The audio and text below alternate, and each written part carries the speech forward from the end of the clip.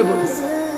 আরে আরো শুনেন মিয়া, হাদিসে আছে আল্লাহ তাআলা জিবরাইল ফেরেশতাদেরকে পাঠাবেন, আমার বন্ধুকে কবর থেকে প্রথম হাসরের ময়দানের জন্য তোলো।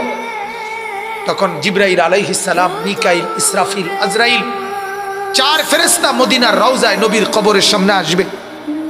আর ফেরেশতারা একজন আরেকজনকে বলবে, তুমি ডাকো নবীকে। সবাই বলবে না।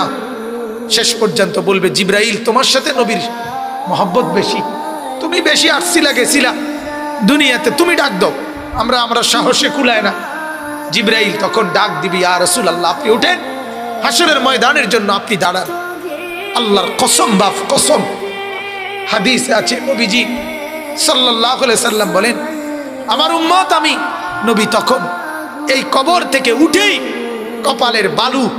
কপালের বালু মুছতে মুছতে আল্লাহর নবী বলবেন, জিবরাইল আমার উম্মত কোথায়, আমাকে নেওয়ার জন্য আসে নাই নাকি তারা জাহান্নামে চলে গেছে?